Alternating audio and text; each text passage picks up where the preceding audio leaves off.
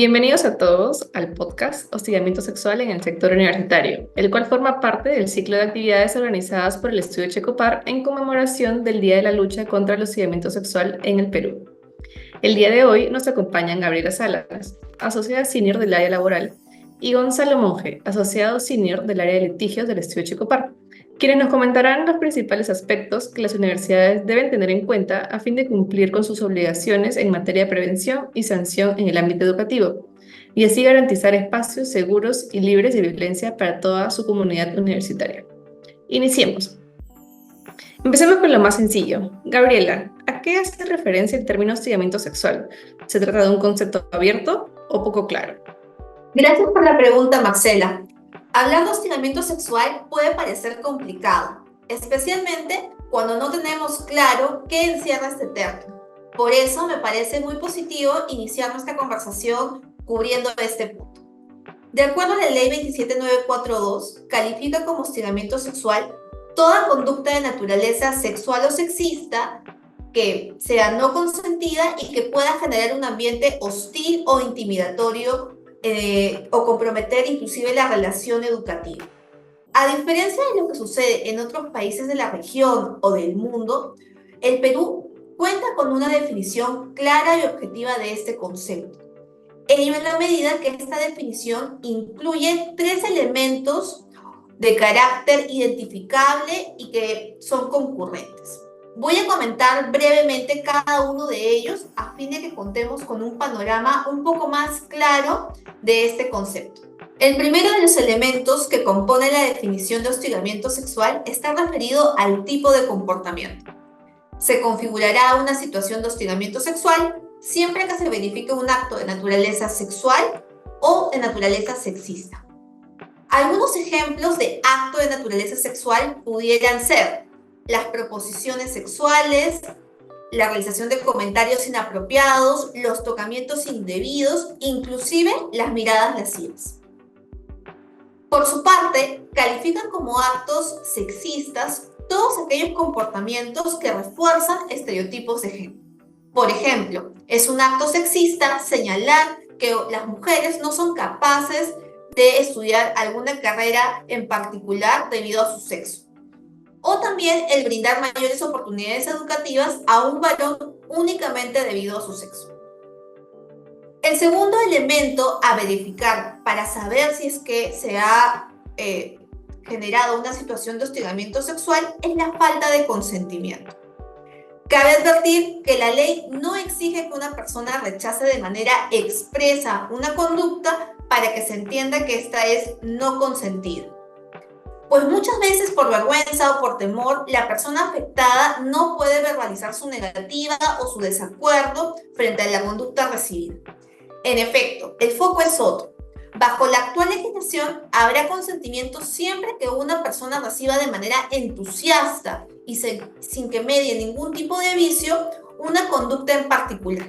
Esto significa que frases como el que calla otorga no son aplicables al momento de investigar una denuncia de hostigamiento sexual. Finalmente, el tercer elemento a revisar está referido a la potencial consecuencia negativa. Para que se verifique una situación de hostigamiento sexual, deberá revisarse que el acto de naturaleza sexual o sexista, que es no consentido, sea pasible de generar una situación hostil o intimidatoria o de plano comprometer la relación educativa de la persona que recibe el acto investigado. Solo si concurren los 3 elementos comentados, dígase, el acto de naturaleza sexual o sexista, la falta de consentimiento y la potencial consecuencia negativa, estaremos en capacidad de decir que una situación específica califica como hostigamiento sexual.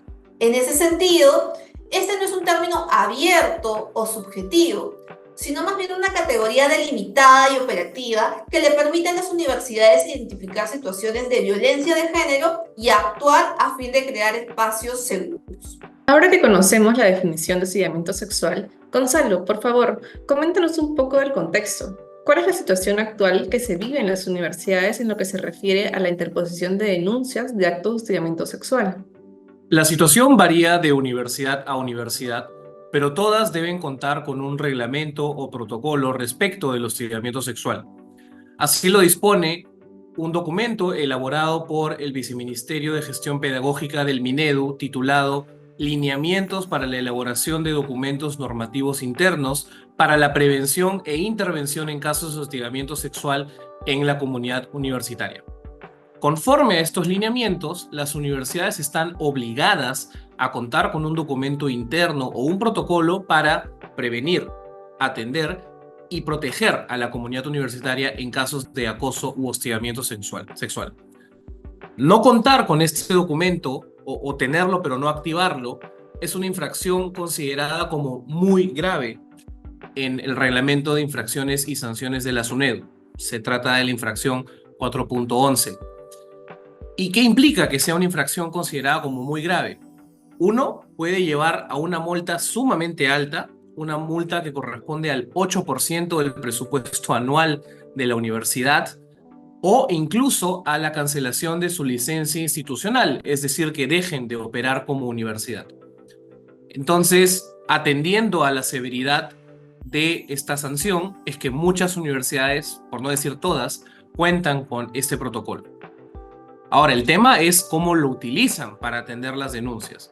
En mi experiencia, el haber puesto el tema del hostigamiento sexual sobre la mesa ha hecho que ya no se caigan en situaciones que antes erróneamente se toleraban.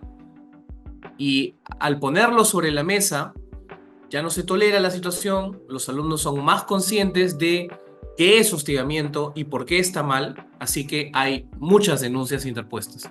Muy interesante, Gonzalo. Gabriela, entonces, frente a esa situación, ¿qué obligaciones pueden observar las universidades a fin de cumplir con la normativa universitaria y en materia de prevención y sanción del hostigamiento sexual? Justamente como comentaba Gonzalo, las universidades deben cumplir con los lineamientos aprobados por el Minedu. Estos les exigen prevenir las situaciones de hostigamiento sexual, es decir, deben tomar medidas de prevención como lo son el dictado de las capacitaciones o la realización de campañas de sensibilización y concientización o inclusive la realización de diagnósticos anuales a fin de determinar la incidencia de actos de hostigamiento sexual. También estos lineamientos les requieren a las universidades que atiendan de manera oportuna y diligente las denuncias, ¿no? Es decir, deben conocer las autoridades cómo investigar las denuncias que pudieran presentarse en las universidades. Finalmente, estos lineamientos también requieren que se adopten medidas de protección a favor de la comunidad universitaria. Vale decir, las organizaciones deben poder cumplir con implementar medidas de sanción frente a aquellas personas que pudieran haber incurrido en actos de hostigamiento sexual. Como se observa, en general, los lineamientos del Minedu buscan dar una respuesta integral y completa a la problemática que supone el hostigamiento sexual al recoger diferentes tipos de obligaciones. Ninguna de estas obligaciones es más importante o prevalece sobre las otras, sino que solo su cumplimiento en conjunto garantiza la creación de un campus universitario seguro y libre de violencia para todos. En línea de lo que mencionas, Gabriela, entendemos que un punto central de la normativa sobre prevención y sanción del hostigamiento sexual es la investigación de las denuncias recibidas.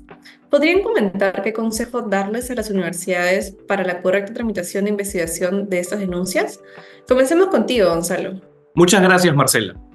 Conforme a los lineamientos del Minedu a los que nos hemos referido previamente, el trámite que se debe seguir comprende dos etapas. La primera es la de investigación preliminar. Y en esta etapa lo que se hace es, se recibe la denuncia y se empieza a indagar sobre la misma, a fin de evaluar si existe o no mérito en la denuncia. La segunda es la que se inicia si durante la investigación preliminar ya se determina que existen hechos suficientes que ameritan comenzar con un procedimiento disciplinario. En esta segunda etapa ya estamos hablando de determinar los términos de la acusación, resolver el caso en primera instancia y, si corresponde, en segunda y última instancia. Ambas etapas, investigación preliminar y procedimiento disciplinario, son sumamente importantes, pero sin duda lo que augura o determina un caso satisfactorio es llevar a cabo una buena investigación preliminar. y sobre eso nos va a hablar Gabriela ahora. Gracias, Gonzalo. Además del tema procedimental, que es importante cumplir, pues este forma parte del derecho al debido procedimiento, el principal consejo que les damos a las universidades es preparar y capacitar a los órganos que intervienen en la tramitación de las denuncias a fin de que ellos no incurran en actos de revictimización y cumplan con investigar de manera comprometida los casos que pudieran recibir, utilizando siempre los enfoques recogidos en la ley, ¿no? Inclusive el enfoque de género y el de derechos humanos. Para lograr ello, nosotros siempre recomendamos a las organizaciones educativas que cuenten con especialistas, que no solo se centren en repasar los pasos que deben seguir al recibir una denuncia, sino que conozcan a fondo la problemática que supone el hostigamiento sexual y puedan explicar temas conexos que son muy importantes que manejen estas autoridades, ¿no? Por ejemplo, el tema de los estereotipos y roles de género, los actos sexistas, la aplicación de la perspectiva de género, así como la perspectiva interseccional, entre otros temas. Esta información adicional y de fondo será la que le permitirá a los órganos en cuestión analizar las situaciones que se les presente de manera adecuada e integral. Recordemos que no hay nada peor para una organización que sus órganos lleven a cabo investigaciones formalistas o sin perspectiva de género o revictimizantes, en tanto, estas tienen un impacto negativo en la comunidad universitaria. En las universidades que no cuentan con órganos adecuadamente preparados, lamentablemente se genera una sensación de desprotección e impunidad. En ese sentido, es muy importante siempre incidir en la correcta formación de las autoridades universitarias en lo que es lucha y sanción de actos de hostigamiento sexual. Teniendo en cuenta lo que mencionas, ¿qué medidas pueden adoptarse en el ámbito universitario si es que luego de investigar una denuncia se verifica una situación de hostigamiento sexual? Sin perjuicio de reconocer que el hostigamiento sexual en todas sus modalidades es una situación de violencia de género contra la que debemos actuar siempre de manera frontal, el ordenamiento reconoce que, dependiendo del tipo de situación detectada, podrán implementarse diferentes medidas.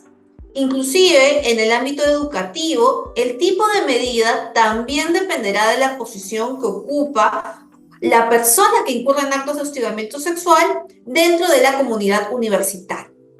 Me centraré en el caso del hostigamiento sexual que es generado por estudiantes o personal administrativo. En estas situaciones en particular, las sanciones disponibles van desde la amonestación hasta la separación definitiva. Es importante que los órganos sean capacitados de manera adecuada a fin de que puedan graduar la sanción o la medida que se va a aplicar en cada caso. Una recomendación que siempre brindamos a las universidades es que en los casos que se determina que no existe mérito para adoptar las sanciones más fuertes, se implementen medidas complementarias de formación a fin de evitar que las personas que fueron sancionadas vuelvan a incurrir en actos de hostigamiento sexual en el futuro. Por ejemplo, una iniciativa que hemos visto tiene un impacto positivo es capacitar a los varones que incurren en actos de hostigamiento sexual en masculinidades positivas. Sin perjuicio de lo comentado, le voy a dar el pase a Gonzalo para que nos cuente qué sanciones están disponibles si es que se verifica una situación de hostigamiento sexual por parte de un docente. Gracias, Gabriela. Lo que añado es que conforme al artículo 90 de la ley universitaria, cuando se trata de un docente, el docente es separado preventivamente sin perjuicio de la sanción que se le imponga. La ley no da mucho margen de acción. Hay que separar preventivamente. Y esta es una medida que responde a la, sin duda, asimetría en la relación docente-estudiante o docente-trabajador, en la que el docente probablemente tiene más poder y puede entorpecer las investigaciones o incluso seguir hostigando sexualmente. También añado que si la universidad ya acreditó los hechos, debe actuar, tiene que actuar. De lo contrario, se expone no solo a posibles sanciones por parte de la SUNEDO, sino a algo mucho más grave, a la pérdida de confianza de su comunidad universitaria en la universidad que no adoptó las medidas necesarias. Entonces, Gonzalo, Gabriela, ¿Qué experiencias nos pueden compartir respecto a la asesoría que brindan ustedes a las universidades en esta materia? Respetando la confidencialidad y el secreto profesional que guían nuestra conducta, podemos contarles que hemos tenido múltiples experiencias. En el estudio Checopar contamos con una industria educativa, ¿no? Abogados y abogadas que son especialistas en sus respectivas ramas: constitucional, laboral, tributario, protección al consumidor, pero todos con una visión integral sobre las universidades y cómo operan. Es decir, entendemos el negocio. En esa línea hemos acompañado a las universidades en su día a día y muy especialmente desde la adopción de la Ley 3220, la ley universitaria, el 10 de julio de 2014, que entró en vigencia, y desde que además inició en funciones la SUNEDU. Las hemos acompañado en la adaptación de sus estatutos, elaboración de documentos internos como reglamentos, procedimientos disciplinarios, entre otros. Y ahora, con motivo de las medidas para prevenir, investigar y sancionar el hostigamiento sexual, hemos mantenido la asesoría que comentaba antes, pero también asesorías ya especializadas en las que he tenido el placer de poder trabajar con Gabriela, quien nos va a contar con más detalle lo que hacemos. En nuestra experiencia, lo que hemos visto es que el nivel de cumplimiento de la normativa en materia de prevención y sanción del hostigamiento sexual es variado. Hay universidades que cuentan con toda la documentación requerida por ley y han incluido dentro de sus procesos diversos mecanismos de monitoreo y prevención de actos de hostigamiento sexual. Aunque también hay universidades que todavía cuentan con oportunidades de mejora en esta materia en particular.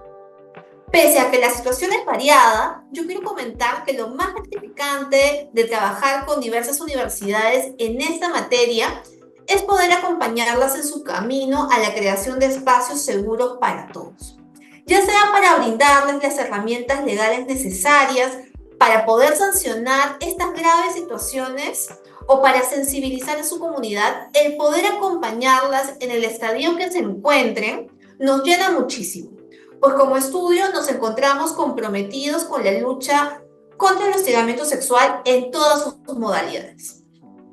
Muchas gracias, Gonzalo y Gabriela, por la información y recomendaciones brindadas. Estamos seguros que serán de mucha ayuda para todas las personas que tienen interés en estos temas. Sin más, los invito a conocer sobre cómo construir espacios seguros y libres de hostigamiento sexual en nuestras redes y en las diversas actividades que realizamos en el marco de la lucha contra el hostigamiento sexual. Muchas gracias por llegar hasta aquí. Hasta una nueva oportunidad. Nos vemos pronto. Gracias a todos.